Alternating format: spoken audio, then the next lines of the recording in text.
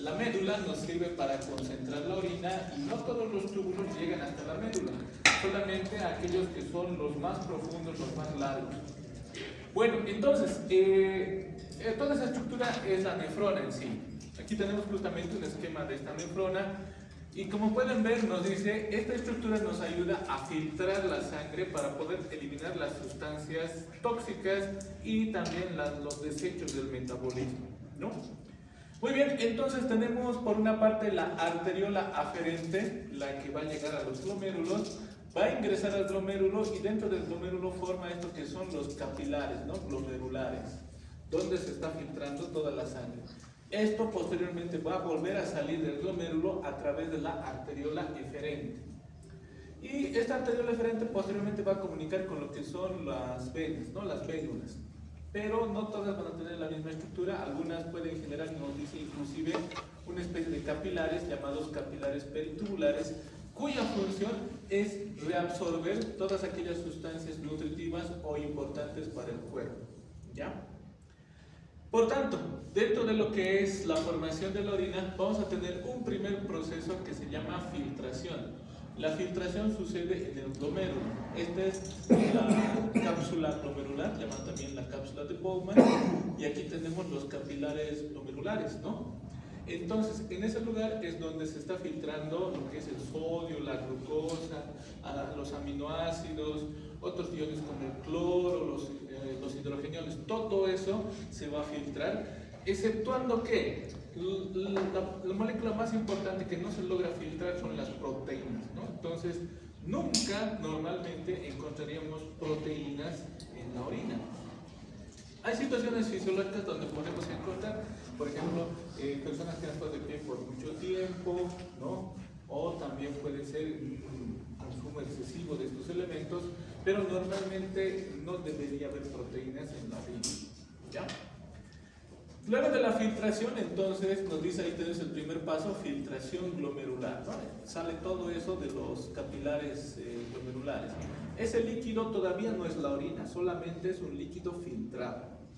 Va a ir pasando por los túbulos, es decir, túbulo proximal, asa de Henle, túbulo distal, y después va a suceder un segundo fenómeno. Ese segundo fenómeno es la reabsorción a través de las células tubulares, nutrientes importantes como ser la glucosa, el sodio, los aminoácidos se van a reabsorber en gran cantidad en los túbulos, principalmente el túbulo proximal. Estos nutrientes que han atravesado las células tubulares van a pasar al intersticio renal y en el intersticio se van a encontrar con los capilares peritubulares, los cuales los van a absorber y van a volver a la circulación nuevamente, como si nada hubiera pasado, ¿no? La glucosa y los aminoácidos principalmente se van a absorber en un 100%, eso no se pierde o no debería perderse. Los iones como el sodio se absorben casi entre un 65-85% dependiendo mucho de las necesidades del cuerpo y en menor cantidad los otros, ¿no? Como ser el cloro, los hidrogeniones, el potasio, el magnesio, entonces son en menor cantidad de absorbidos. Luego de la reabsorción viene un tercer fenómeno. Ese tercer fenómeno es la secreción. Entonces, nos dice, las células tubulares tienen la capacidad de también eliminar productos hacia lo que es el líquido tubular. ¿Como qué? Por ejemplo, el potasio. Las células tubulares pueden secretar potasio. Luego pueden secretar hidrogeniones, pueden secretar bicarbonato. Entonces, estos elementos sufren un proceso de secreción, ¿no? A través de las células tubulares. Salen a la luz tubular o al líquido tubular. Entonces, después de estos tres fenómenos, vamos a tener finalmente lo que es la excreción urinaria. La excreción urinaria, entonces, realmente es un proceso de filtración, reabsorción y secreción. Entonces, cuando nosotros hablamos de excreción, no es lo mismo que filtración. La excreción es algo mucho más grande. Para que se diga que un líquido se ha excretado en los riñones, tiene que haber pasado estos tres pasos, ¿no? Filtración, reabsorción y secreción. La orina, entonces, ¿qué es? La orina es la excreción final de los glomérulos, o podríamos decir de lo que es el riñón. Entonces, aquí finalmente, en los túbulos colectores, es donde ya se encuentra formada la orina, porque este líquido ya no va a sufrir más cambios. Antes, en los túbulos proximales y distales, sí ya han sufrido sus cambios, ¿no? De absorción, secreción, filtración. ¿Listo? Entonces, la orina es, podríamos decir, la excreción de los túbulos renales y ya son productos que se van a eliminar. No todos los productos son de desecho, también van a ir iones, ¿no? Como les decía, va a haber un poco de sodio, cloro, potasio. Pero son los que el cuerpo ya no necesita porque ya tiene, digamos, por los alimentos regulado todos estos iones, ¿no? Entonces, como ustedes saben, por los alimentos van a entrar sodio, potasio, cloro y todos los otros elementos que el cuerpo ya los ha asimilado, entonces ya no los necesita y dice que se filtren nomás y esto se va filtrando. Es más, si hay exceso, se secreta. Dicen, no, hay mucho potasio en el organismo y como ustedes saben, el potasio es peligroso, por ejemplo, para el corazón. Entonces, lo que hace las células tubulares, botan potasio, ¿no? Y ese potasio va a salir en la excreción urinaria. ¿Listo? Entonces, ese es el esquema general de cómo funciona el glomérulo. Como pueden ver, hay muchos procesos que están también involucrados. No solamente es que se filtra y ahí terminó todo, sino tiene que reabsorberse lo que sí se necesita, principalmente esos dos nutrientes, la glucosa y los aminoácidos son importantísimos para el cuerpo, entonces tienen que reabsorberse. Y en menor medida otros como los iones, ¿no? El sodio, el cloro, el potasio. Y lo que realmente no necesitamos y estamos en exceso, se va a secretar, ¿no? A través también de las células tubulares. Muy bien, vamos a ver ahora la orina. Entonces, ¿cómo se va a ir formando? Nos dice, gracias a estos procesos. Ahora, ¿qué sustancias van a ir pasando a través de los túbulos y sufrir estos fenómenos? No son todos, es decir, el sodio no se va a filtrar, reabsorber y secretar, ¿no? Entonces, hay sustancias que sí van a sufrir estos pasos y otros que no, solo son 1 o 2 pasos. Nos menciona, por ejemplo, filtración. ¿Quién sí o sí va a hacer filtración? Nos dice la creatinina, por ejemplo, ¿no? Pero si vemos, no hay reabsorción de creatinina y tampoco hay secreción de creatinina. Entonces, la creatinina es un indicador que nos indica cómo está la filtración de los riñones. Si yo quiero saber si mi riñón está funcionando, entonces, ¿qué es lo que hago? Cuantifico la creatinina en la orina, ¿no? Y también puedo cuantificar la creatinina en la sangre, ¿no? Entonces, ¿esto qué me está diciendo? En la sangre me está diciendo cuánto se está acumulando la creatinina y en la orina me está diciendo cuánta creatinina está logrando ser filtrada por los riñones, ¿no? Si encuentro poca creatinina en la orina, quiere decir que no está filtrando. Si encuentro mucha creatinina en la sangre, también me indica que no se está filtrando, ¿listo? El valor, para recordarnos, un valor así, digamos, fácil, es de 1, ¿no? Entonces, 1 miligramo en sangre y 1 gramo en la orina, ¿listo? Esa sería la única diferencia, ¿no? Miligramo en sangre y gramos en la orina. Entonces, si la creatinina está de 1 para abajo, miligramos, quiere decir que se está filtrando. Si sube más de 1, 1,2, 1,3, quiere decir que se está acumulando la creatinina. Y esto quiere decir que no se está filtrando por los riñones, no está funcionando los riñones. Si en la orina encuentro 1 gramo de creatinina o más, 1 gramo, 2 gramos, 3 gramos, quiere decir que se está filtrando y el riñón está trabajando. Si no encuentro creatinina o encuentro 0,8, 0,6 gramos de creatinina, quiere decir que no se está filtrando, ¿no? Y el riñón no está funcionando. Entonces, esos son los datos que ustedes pueden manejar y como pueden ver, es fácil de recordar. Otras sustancias nos dicen la urea, el ácido úrico y los uratos, ¿no? Entonces, estas sustancias también se van a filtrar, pero muchas veces interactúan en el mismo líquido tubular, van uniéndose a otros álcalis, otros ácidos y van cambiando su configuración, entonces no son tan fiables para medir la filtración. La creatinina es uno de los más importantes. Y nos dice, si ustedes consumen algo raro, entonces esa sustancia rara también va a salir filtrada en la orina. El único detalle es que tiene que ser hidrosoluble. ¿Listo? Si es liposoluble no va a salir, sino va a salir por el líquido biliar. El líquido biliar se encarga de expulsar lo que son sustancias liposolubles. Y las hidrosolubles van a salir por los riñones. Y fármacos, ¿no? Si alguien, por ejemplo, consume amoxicilina, ha debido notar que cuando va al baño, la orina tiene un olor muy especial, ¿no? Es el olor de la amoxicilina. Y es porque casi entre un 80%, poquito más de amoxicilina, de todo lo que son las penicilinas, sale por la orina. Es más, en la Primera Guerra Mundial es cuando se ha utilizado la amoxicilina por primera vez, no la amoxicilina, perdón, las penicilinas.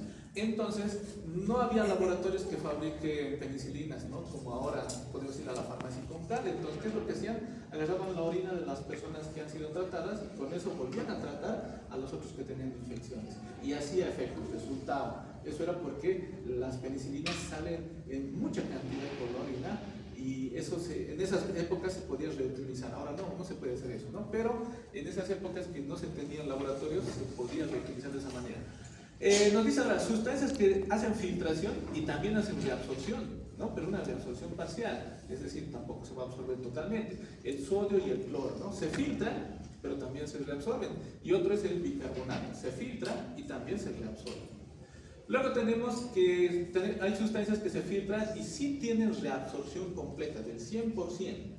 Son los aminoácidos y la glucosa. Entonces, en la orina no debería haber glucosa ni debería haber aminoácidos. Eso está prohibido por el organismo porque son sustancias muy importantes para el cuerpo. Cuando aparece glucosa en la orina es cuando tiene diabetes, ¿no? Porque hay tanta concentración de glucosa en la sangre que sobrepasa su capacidad de reabsorción en el riñón y aparece en la orina. Cuando aparecen aminoácidos en la orina es cuando existen enfermedades del glomérulo. Puede haber hipertensión, síndrome nefrítico, nefrótico, glomerulonephritis. Entonces, cuando está enfermo el riñón, también van apareciendo aminoácidos. ¿Listo? Pero, ojo, para que no se asusten, también hay situaciones, nos dice, fisiológicas, ¿no? Como el ejercicio extremo, y les decía, cuando uno está de pie mucho tiempo, eso puede forzar también a la salida de algunos aminoácidos y proteínas, principalmente, que podría encontrarse en la orina. Eso más que todo lo van a ir hablando también en la práctica del examen de orina. Luego tenemos filtración y secreción. Se filtran y también se secretan, ¿no? Los ácidos orgánicos, algunas bases orgánicas, el potasio y el hidrógeno que les comentaba. ¿Listo? Entonces, estos van a sufrir ese proceso de secreción, ¿no? Entonces, se filtran y también el organismo los va secretando hacia la orina. Nos dice, ahora, ¿por qué tenemos este tipo de, podemos decir, de relación de filtración, secreción, reabsorción? ¿Por qué no solo es filtración? Nos dice, una ventaja de una filtración alta permite a los riñones eliminar con rapidez los productos de desecho. Una segunda ventaja es una filtración glomerular alta, es procesar varias veces al día. Entonces, nos dice, el riñón va a procesar 180 litros de sangre al día.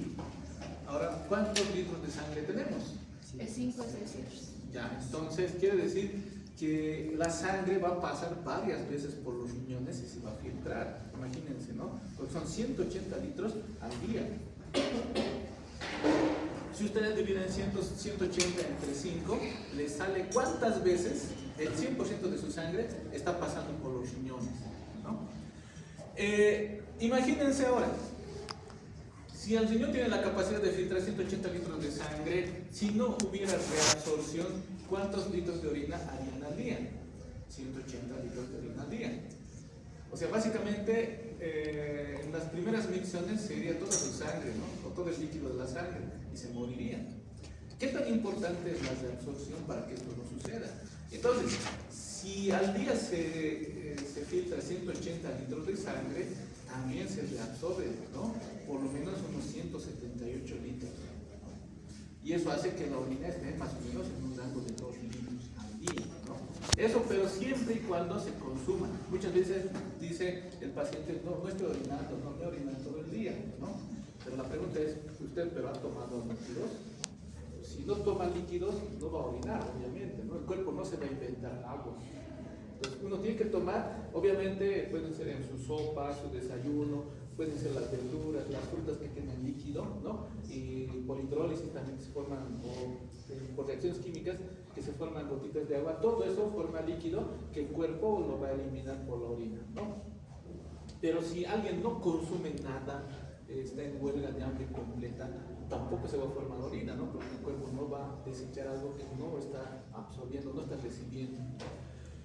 Nos dice entonces, la filtración glomerular es 180 litros al día, entonces nos dice puede procesarse 60 veces la sangre al día, y eso es mucho, ¿no? O sea, imagínense una persona que no tiene, los riñones están en insuficiencia renal ya crónica, se pierde todo ese proceso de limpieza de su sangre, ¿no? Es básicamente está diciendo, tu sangre se está limpiando 60 veces al día, ¿no? Y es un valor muy grande. Entonces, en el filtrado glomerular nos dicen no hay proteínas, no hay elementos celulares, es prohibido que existe eso, puede haber calcio, ácidos grasos, estos no se filtran libremente, están unidos a proteínas, ¿no? Gran parte de su calcio no se va a salir porque está unido a proteínas, los ácidos grasos tampoco porque están unidos a proteínas. La filtración glomerular nos dice va a ser más o menos el 20% del flujo plasmático renal, ¿no? Y depende de equilibrio de fuerzas hidrostáticas, coloidosmóticas, coeficiente de filtración capilar, ¿no? Que sería KF, que a su vez es el producto de la permeabilidad del área superficial del filtro de los capilares, ¿no? Entonces, este coeficiente de filtración capilar depende mucho, nos dice, de la superficie de todos los capilares glomerulares que están en el riñón, ¿no? Entonces, mientras más amplio sea, más coeficiente de filtración, mientras más pequeño, menos. ¿Dónde tendríamos esta alteración? En las insuficiencias renales, ¿no? En las glomerulopatías, donde algunos glomérulos dejan de funcionar y la superficie de capilares se reduce y la filtración también. La filtración glomerular nos dice es de 125 ml minuto, ¿no? Entonces, ese datito siempre muchas veces les preguntan, ¿no? ¿Cuánto es la filtración? 125 ml minuto, ¿no? Y si quieren diario, les dice 180 litros día, ¿listo? Entonces, 125 ml minuto, o pueden decir 180 litros día, esa es la filtración. La fracción de filtración, nos dice, es la filtración glomerular dividido entre el flujo plasmático renal. Ahí les da el dato por ml de sangre que se está filtrando. Pero normalmente el dato de arriba es lo que más se utiliza. De todas maneras, más adelante también van a hablar, ¿no? Sobre esto que es la filtración. Veamos un poco sobre la membrana, ¿no? Que se encarga de todo este proceso. Hemos dicho que tenemos una arteriola aferente, los capilares glomerulares, arteriola eferente. ¿Qué otra estructura? Esta de aquí que está rodeando a los capilares es la cápsula de Bowman. La cápsula de Bowman o cápsula glomerular continúa con el túbulo proximal, ¿no? Esto de aquí es el inicio del túbulo proximal. Y tenemos este espacio donde se va a filtrar todo el líquido plasmático, es el espacio de Bowman, ¿no? O espacio glomerular, ¿ya? Si nosotros ampliamos la imagen, vamos a ver que estos capilares no habían sido capilares normales.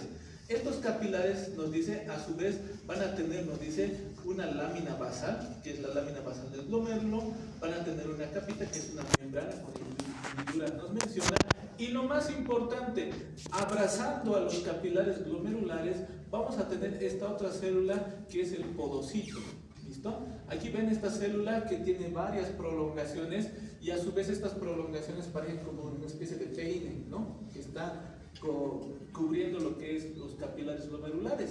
Entonces, normalmente los poros de los capilares glomerulares son grandes, dejan pasar proteínas, incluso dejarían pasar algunas células pequeñas. ¿Quién realmente está reduciendo este espacio para que no se salgan las proteínas o células? Son los podocitos. Los podocitos están tapando los poros del endotelio y los reducen para que no logren pasar las proteínas, solamente pasen aminoácidos, la glucosa, los iones y algunas moléculas pequeñitas.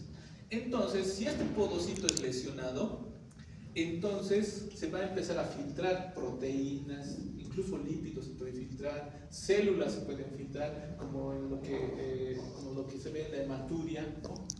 Entonces, este podocito es clave para que no se salgan los otros elementos, ¿ya? Y en las infecciones se afectan los podocitos y estos dejan de controlar la salida y se va filtrando proteínas, células y otros elementos importantes para el cuerpo. Muy bien, entonces, bueno, ahí nos habla sobre la membrana basal, que está hecha con colágeno, fibrillas, y ahí les dice, ¿no? Los podocitos, o llamadas células epiteliales, van separados por los poros en hendidura, es decir, estos espacios entre sus pies, ¿no? Por eso se llaman podocitos, son los espacios en hendidura, que reducen al poro endotelial. Uno más, nos dice, tiene cargas negativas, y con esto impiden que todos los negativos se filtren, ¿no? Principalmente moléculas grandes. Las proteínas, ¿qué carga tienen? Generalmente las proteínas tienen carga negativa. Entonces, cuando llegan a tener contacto con el podocito, no logra salir porque entre negativos se repelen. Y la proteína mantiene su estadía en el capilar. ¿Ya? Muy bien, aquí tenemos podríamos hacer una fotografía, una microfotografía de lo que es los capilares glomerulares. Y fíjense, ahí está el podocito y ahí ven sus prolongaciones. No es tan diferente al dibujo que se ha visto, ¿no? Tienen sus pedicelos que están ahí extendidos y están tapando los poros de lo que es el endotelio capilar para que no se filtren las proteínas y otras moléculas grandes. Muy bien, nos dice la capacidad de filtración, dependiendo de la sustancia, va a ser mucho más fácil, mucho más difícil, ¿no? La membrana glomerular, más gruesa, más porosa, más selectiva, son poros de 8 nanómetros. Nos dice la albúmina tiene, por ejemplo, un tamaño de 6 nanómetros. Teóricamente, la albúmina podría filtrarse porque el poro es de 8 nanómetros, ¿no? Entonces, la albúmina es más pequeñito, pero por su carga no se filtra, ¿no? O sea, el porocito no le está dejando. Las moléculas con carga positiva se pueden filtrar fácilmente. En la nefropatía de cambios mínimos puede haber alteración de cargas de negativas a positivas y eso permitiría a la albúmina a filtrarse. Y aquí tenemos una pequeña tablita de su texto donde les dice, ¿no? Por ejemplo, el agua, su peso molecular o masa molecular es 18, ¿no? Entonces, esto se puede filtrar, ¿no? Bueno, esos son en nanómetros, ¿no? Pero este es peso molecular en daltons. Luego el sodio 23, la glucosa 180, la inulina. La inulina es un carbohidrato que está formado por fructosa, ¿ya? Entonces son 4 fructosas unidas y forman es un carbohidrato. Entonces. La mioglobina, eso ya es una proteína, ¿no? Y las proteínas, como pueden ver, tienen pesos moleculares de 17.000 daltons para arriba, ¿no? Entonces, eso no es muy fácil que se filtre, ¿no? Entonces, su capacidad es 0,75. La albúmina, si bien su molécula tiene un diámetro de 6 nanómetros, su peso molecular es 69.000 daltons, ¿no? Y es tremendamente grande y esto dificulta su filtración. No dice que no se puede, pero es difícil, ¿no? Su capacidad de filtración es de 0,005, ¿no? A comparación del agua. Muy bien, ¿cuáles son las fuerzas que detienen o facilitan la salida de elementos de los capilares glomerulares al espacio de Bowman? Nos dice, la filtración glomerular depende del coeficiente de filtración y la presión de filtración neta, ¿no? Que es la fuerza que empuja todo. La presión de filtración neta, nos dice, está regulada por 4 fuerzas a su vez. La presión hidrostática glomerular, la presión hidrostática del espacio de Bowman, la coloidosmótica glomerular y la coloidosmótica de la cápsula de Bowman o del espacio de Bowman. Entonces aquí les dice qué es cada uno, ¿no? La presión hidrostática glomerular es la fuerza con la que la sangre llega a los capilares glomerulares. Normalmente es de unos 60 milímetros de mercurio. ¿Listo? La presión coloidosmótica glomerular es la atracción que generan las proteínas a los líquidos. Entonces la presión coloidosmótica no está empujando al líquido a que salga, más bien lo contrario. Estas proteínas están jalando todas las moléculas de agua que pueden. Entonces las proteínas habían tenido una función bien importante, que es retener el líquido dentro del vaso sanguíneo, en este caso los capilares. Por eso es que la flechita está empujando hacia el centro, no está empujando como la hidrostática hacia afuera. Entonces, esta presión coloidosmótica retiene o ayuda a retener los líquidos. ¿Qué tenemos en el espacio de Bowman? En el espacio de Bowman tenemos la presión hidrostática de la cápsula de Bowman, que nos dice es de 18 milímetros de mercurio. Esta fuerza está empujando el líquido nuevamente hacia el capilar. Si nosotros hacemos la sumatoria, antes me olvidaba, no tenemos presión coloidosmótica de Bowman porque, como les decía, las proteínas no salen de los capilares al espacio de Bowman. Si salieran, aquí aparecería una nueva presión, que sería la presión coloidosmótica de Bowman. Normalmente no existe, porque, como les he dicho, no salen las proteínas. Pero si hubiera proteinuria, ahí sí aparecería esa presión coloidosmótica de Bowman y jalaría más agua hacia el espacio de Bowman. ¿Listo? Bueno, entonces, al final nos dice, entre la presión hidrostática glomerular y la presión coloidosmótica glomerular son las principales fuerzas en la cápsula o en el glomérulo, y ahí simplemente tendríamos la presión hidrostática de la cápsula de Bowman, ¿no? Y haciendo lo que son las sumatorias, al final nos da como un valor de 10 milímetros de mercurio. Quiere decir que el líquido sale de los capilares al espacio de Bowman con una fuerza de 10 milímetros de mercurio. Entonces siempre va a salir el líquido hacia el espacio de Bowman. Y nos dice, aplicando eso o en lo que es el coeficiente de filtración, entonces nos dice da 4,2 ml minuto por milímetro de mercurio por cada 100 gramos de peso renal. O el dato más corto, 12,5 ml minuto por milímetro de mercurio. Ese sería el coeficiente de filtración. Alguna vez pueden preguntar por molestar, ¿cuál es el coeficiente de filtración del riñón? Entonces dicen 12,5 ml minuto por milímetro de mercurio. ¿Ya? A los nefrólogos les gusta manejar esos datos, ¿no? Entonces, si alguien quiere ser nefrólogo, entonces eso sí tiene que saberlo bien. Esto y más todavía, hay más datos. Nos dice, la presión hidrostática glomerular está determinada por la presión arterial, obviamente, en todos los vasos sanguíneos la presión arterial es la que maneja esa fuerza, la resistencia arteriolar aferente y la resistencia arteriolar eferente. ¿Qué nos dice?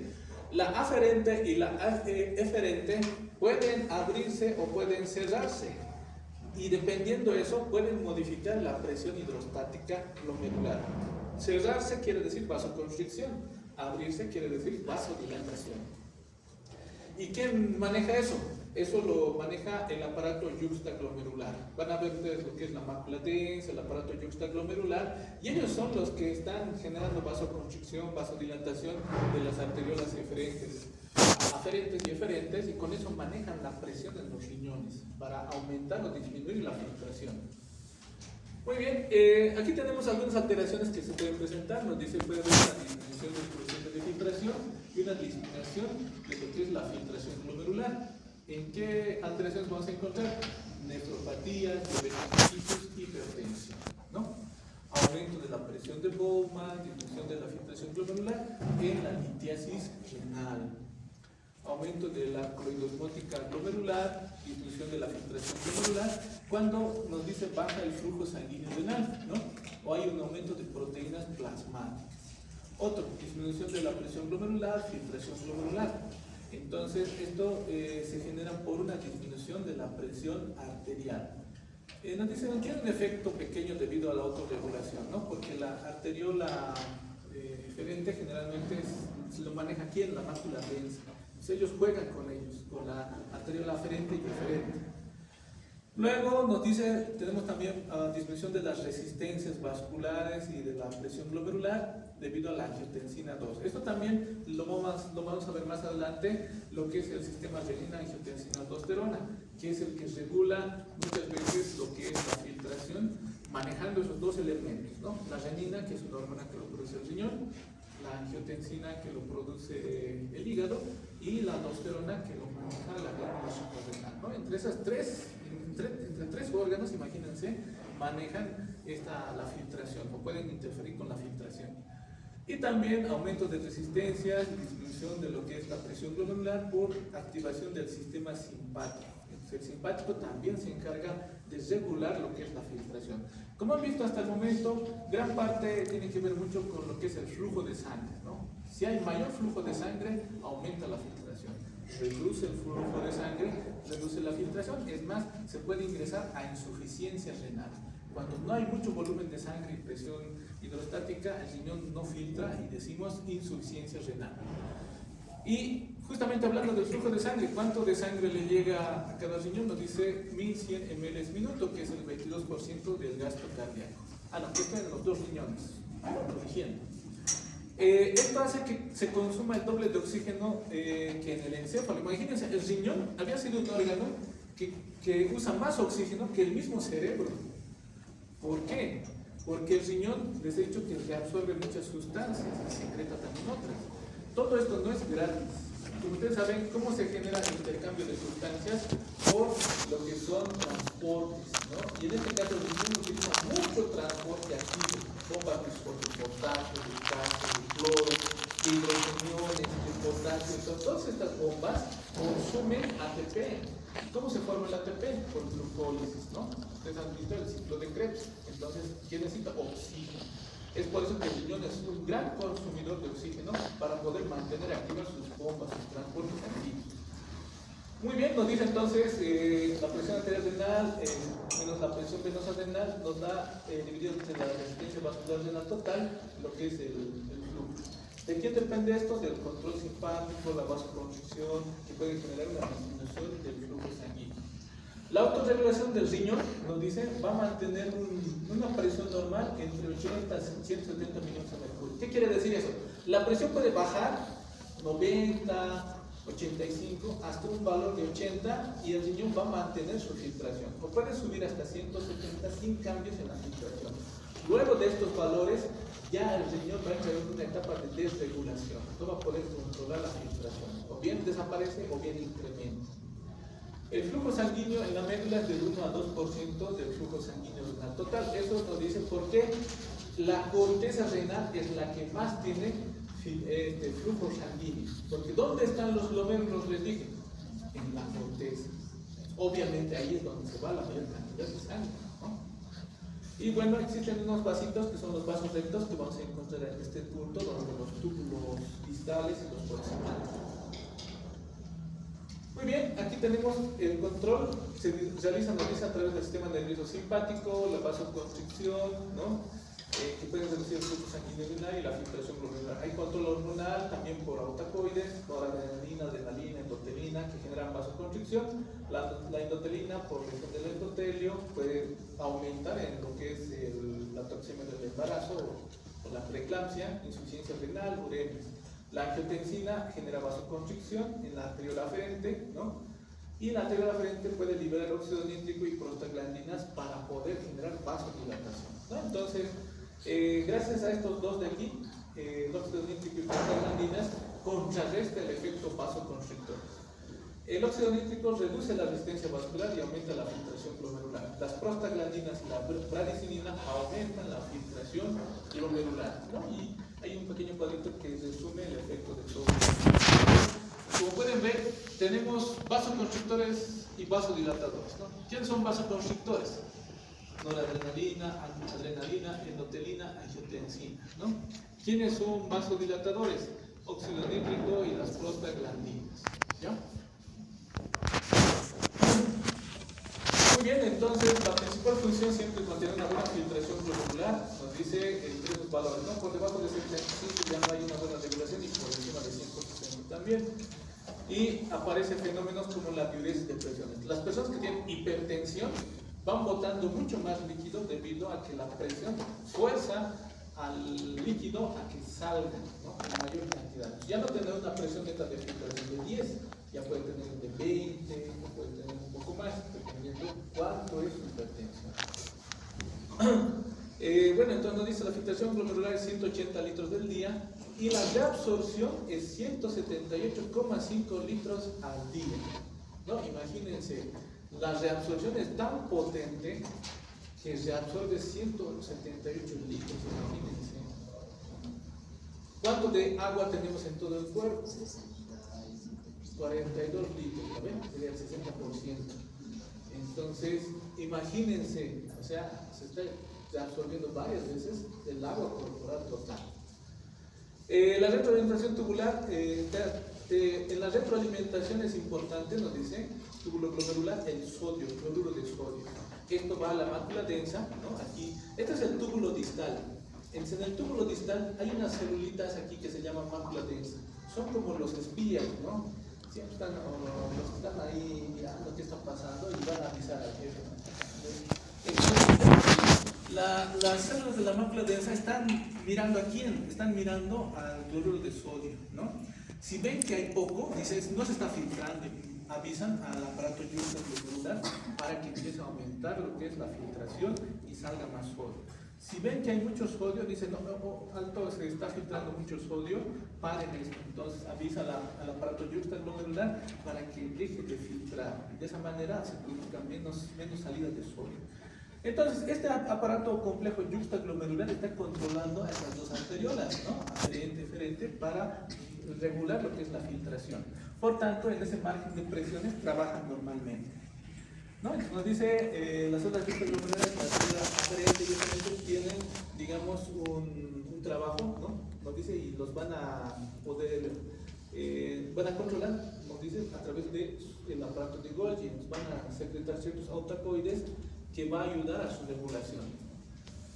Bueno, entonces el cloruro de sodio es detectado por la mácula densa, disminuye la resistencia de la arteriola aferente, aumento de la presión hidrostática, liberación de renina por las células C justaglomerulares, y esto activa el sistema renina-angiotensina-aldosterona, ¿no? Y la angiotensina 2 genera una contracción de la arteriola eferente. Todo esto entonces para mejorar la filtración.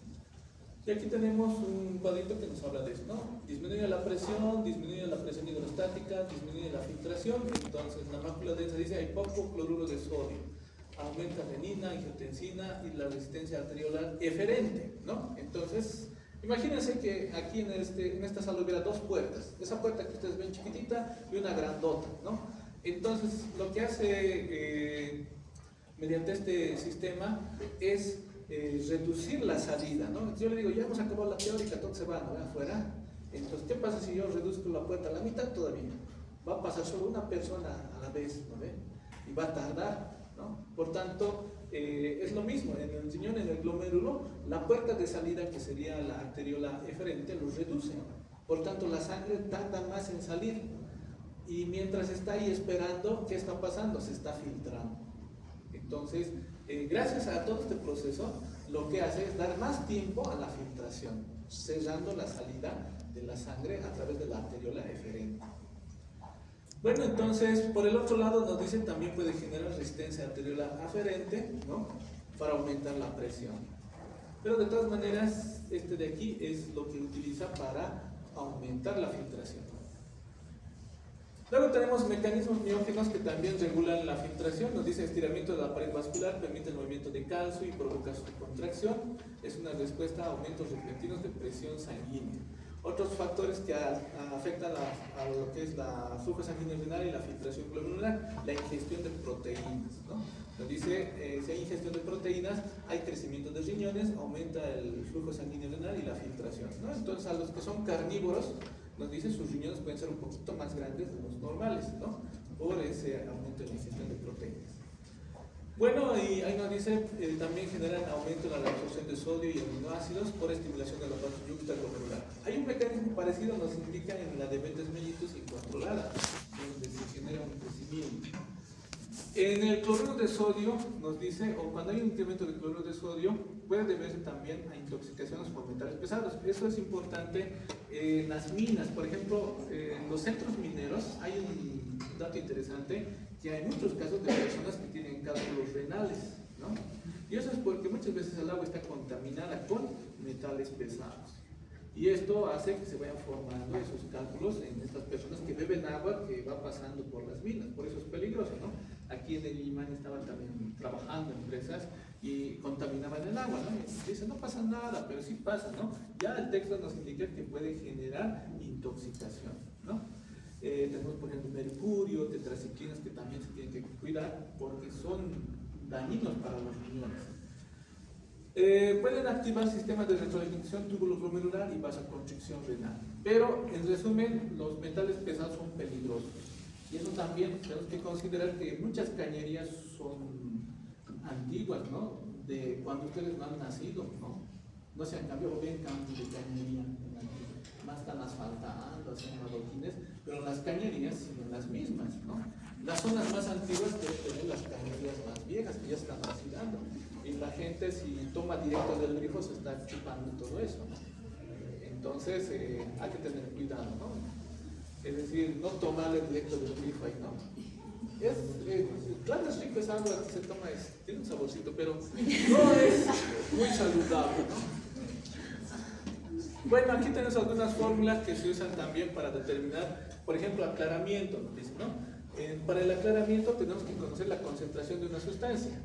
En este caso, podríamos usar, digamos, un colorante o cualquier otro tipo de sustancia. Entonces vemos su concentración dentro del volumen de sangre y en el urinario, ¿no? Y posteriormente se lo divide entre lo que es la concentración plasmática y nos da la concentración o el aclaramiento de la sustancia. ¿Qué quiere decir aclaramiento? Nos dice, es la relación de la concentración de una sustancia en la sangre y su excreción renal. Es decir, por ejemplo, cuánto de la sustancia está saliendo por los riñones, ¿no? ¿Y para qué nos sirve eso? Eso nos sirve para ver la filtración. ¿no? Entonces, si una sustancia se aclara rápidamente, quiere decir que la persona tiene una buena filtración. Si no se aclara o la sustancia sigue en la sangre circulando, quiere decir que los riñones no están funcionando, tiene una mala filtración. Y bueno, ¿qué sustancia se puede usar? Nos dice la inulina, se puede hacer la administración de inulina y luego se determina la inulina en la orina y se puede ver con eso cuál es la filtración glomerular. ¿Listo? También se puede, nos dice, sacar coeficiente de aclaramiento, el flujo plasmático renal, el flujo sanguíneo, la excreción, la reabsorción y la secreción, ¿no? No usamos tanto las fórmulas, de todos el laboratorio nos da directamente el resultado, entonces si tienen la duda de cómo lo hacen, son mediante estas fórmulas que muchas veces el laboratorio nos manda ya los resultados, ¿no? Filtración de tantos, aclaramiento de tantos, secreción, excreción de tantos. Pero más que todo cuando se especifica. Muy bien, ahora en el examen de orina, ¿qué valores vamos a tomar? Vamos a tomar tres cosas, ¿no? Uno, el examen físico, el examen químico y el examen microscópico, ¿ya? El examen físico, como dice su nombre, es tomar la muestra y observar las características macroscópicas. Nos dice qué va a ser, el color, el aspecto, la densidad, ¿no? Entonces, el color, que debería ser un amarillo ámbar, ¿no? O amarillo pajizo, eso es lo normal. Si es de color rojo, si es de color verde, café, negro, eso ya no es normal, eso es anormal. Y dependiendo del color, va a tener su nombrecito, ¿no? Entonces, cuando hagamos la práctica de examen de orina, ahí vamos a ir viendo cuáles son esas variaciones. Pero lo normal, amarillo ámbar o amarillo pajizo. Nos dice el aspecto debe ser límpido, es decir, cuando la orina está tibia o digamos está caliente, es de un color translúcido, deja pasar la luz. Cuando la orina se enfría, se precipitan las sales que están y tiene un aspecto medio turbio, ¿no? En la orina fría. Pero cuando se vuelve a calentar, nuevamente las sales se disuelven y tiene ese aspecto translúcido que deja pasar la luz. Ahora, el aspecto turbio, ¿qué sería? Como la leche o alguna sustancia, podríamos decir. Sí, es más opaco, no deja pasar la luz, ¿no? Entonces lo ven y es como si hubieran metido ahí leche o tierra y se ve sucio, ¿no? Opaco. Y la luz no logra pasar, o sea, si hay una fuente de luz, entonces se queda ahí, no pasa lo que fluye. Pero en la orina normal sí, la luz pasa y atraviesa la muerte, ¿no? Translúcido, ¿ya? Bueno, ahí nos dice líquido. La densidad, entonces, 1,15, 1,20. Bueno, en el físico no hacemos tampoco eso, ¿no? No se puede, nuestros ojos no detectan la densidad de la orina. Para eso existen las tiras reactivas, ¿ya? Ahí falta uno que es el olor, ¿no? El olor de la orina es sui generis, es decir, es su propio olor. Es un olor como amoníaco, más o menos. Pero cada uno siempre ha ido al baño, ¿no? Sabe a qué huele la orina. Entonces ese olor se llama sui generis. Sui generis, así como suena, ¿no? S-U-I generis, ¿ya? Ese es el olor normal de la orina, ¿ya? Más que nada tiene que ver mucho con el amonio porque se excreta mucho amonio, ¿ya? ¿Qué sería lo raro? Olor fétido y el olor afrutado. El olor fétido, infecciones, ¿no? El olor afrutado es diabetes mellitus, ¿ya? Antes también se hacía el sabor, no el sabor, sino ¿qué se llama? Antes de las tiras, los antiguos médicos hacían probaditas, ¿no? De la orina y decían dulce, diabetes, ¿no? Entonces eso era, ya no hacemos esas cosas. De todas maneras, todavía hay personas que se toman la orina, ¿no? Hay una rama, no una rama, sino hay una práctica que se llama la orinoterapia, ¿no? Entonces, tiene sus bases y tiene su lógica. Si alguien tiene dudas, puede poner en el chat GTP orinoterapia y ahí informa, ¿no? O en el Google también. Pero antes había eso, ¿no? Las personas que decían posiblemente diabético, entonces ponían un dedito y les dulce, así. Pero eso era más o menos el sabor, pero ya no se hace. Ahora ya hay las tiras. Entonces, en el examen químico, ustedes van a hacer mediante las tiras reactivas todo el análisis de esto, ¿no? Nos dice entonces pH. En la orina normalmente debería ser ácida, ¿no? las orinas son ácidas por la dieta que tienen las personas. La dieta es más rica en carnes o proteínas. Las proteínas dan esa calidad de acidez. Si uno es vegetariano, su orina va a ser un poquito más alcalina. ¿Ya? Si a alguien no le gusta sacrificar a los animalitos y sacrificar a las plantas, entonces su orina va a ser más alcalina. Nitritos, ¿no? Esto sí, también nos dicen negativo. Proteínas, obviamente negativo, porque toda esta hora les he ido diciendo que es anormal que haya proteínas. No tienen que salir las proteínas en la orina. Glucosa también no tiene que haber glucosa en la orina. Cuerpos cetónicos, si esta persona ha hecho mucho ejercicio, mucho esfuerzo, puede haber, pero los cuerpos cetónicos nos dicen que esta persona está consumiendo su grasa en vez de la glucosa, ¿no? Entonces, no sería también un dato de diabetes mellitus. Los nitritos, por si acaso me estaba olvidando, es infección urinaria, porque las bacterias cuando están en las vías urinarias agarran estos nitritos y los van transformando, o los nitratos los van transformando en nitritos, y nos indicaría infección. Urobilinógeno, entonces esto si aparece quiere decir, bueno, hay una poca cantidad, ahí nos dice, ¿no? De 3,5, de 2,6 hasta 4,7 podría haber. Más allá nos indica que hay una obstrucción en la vía biliar y toda esa bilirrubina se está yendo por lo que es el riñón, ¿no? La bilirrubina también lo mismo, no debería haber, ¿no? Muy poca cantidad, pero si aparece en exceso, lo mismo, ¿no? Hay una obstrucción en vías biliares y está saliendo por la orina. La hemoglobina obviamente es una proteína y las proteínas no aparecen en la orina, ¿no? Por eso dice negativo. Y el examen microscópico se pueden buscar células epiteliales, ¿no? Que tienen que ser escasas, eritrocitos no tiene que haber, leucocitos, cilindros, ¿no? Entonces no se observan normalmente. Moco, nos dice no se observa, cristales, puede haber de esto, ¿no? Oxalato de calcio. Son como pequeños féretros, como especies de féretros que se forman, ¿no? Cuando se precipitan. Levaduras no debería haber, parásitos obviamente no debería haber, bacterias puede haber, nos dice, pero eso es por la última parte, ¿no? La uretra, ¿no? Que tiene que atravesar y ahí está. Pero lo que no debe haber son los biocitos, ¿no? Que son ya los macrófagos que se han comido esas bacterias. Bueno, entonces aquí tenemos, ¿no? Por ejemplo, agua, 180 litros y se resuelve el 99% y se necesita 1,8, ¿no? Sodio, 630 milivalentes, 99 se reabsorben y 3,2 se reabsorben. Básicamente, si ven, no se pierde mucho, ¿no? ¿Por qué no es 100% como la glucosa? Porque consumimos. Alguien que no coma sal, rara vez, ¿no? Todos consumen siempre sal, ¿no? Algunos más, le da el saborcito a la comida. Glucosa sí, esto se filtra 180 gramos, pero se reabsorbe en un 100%, por tanto cero glucosa en la orina. La urea, 54 gramos, se reabsorbe 44 y aparece 30, ¿listo? Entonces, como pueden ver, en lo que es la orina, nos sirve bastante para determinar la salud de una persona, ¿no? Y es un órgano muy importante porque todos los cuerpos o productos nitrogenados son tóxicos para el cuerpo. ¿Y quién los elimina? Ustedes están viendo urea, ¿no? Entonces lo elimina el riñón. Si una persona no tiene esa función de filtración, a los 3 días ya empieza a entrar en demencia, ¿no? Lo que es la encefalopatía urémica, porque la urea va al cerebro, trabaja como neurotransmisor alterando la sinapsis y la persona empieza a perder conciencia, ¿no? Empieza a enloquecer. Se produce una especie de demencia, ¿no? No reconoce, se vuelve agresivo.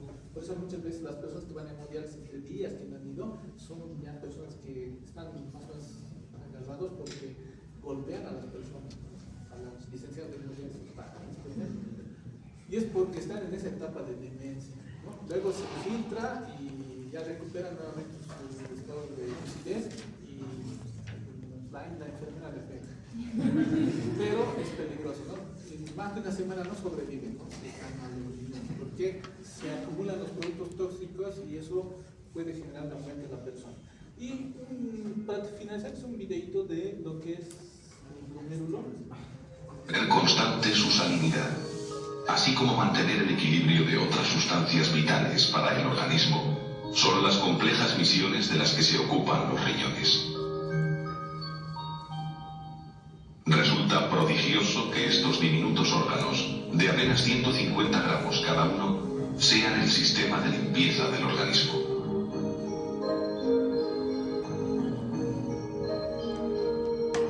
Los dos riñones del cuerpo humano están alojados en la parte posterior del abdomen, conectados con arterias, venas y con los tubos que conducen la orina hasta la vejiga.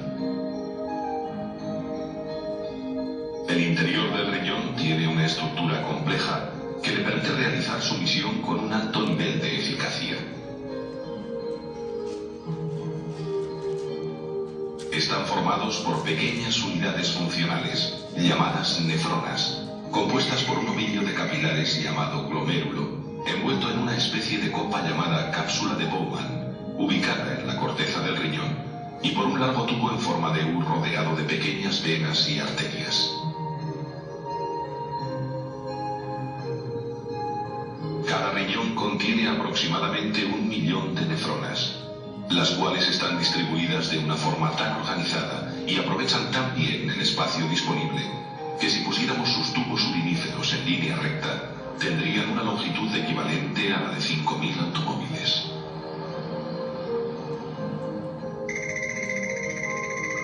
La misión de la nefrona es filtrar la sangre que llega a los capilares del glomérulo situados en el interior de la cápsula de Bowman.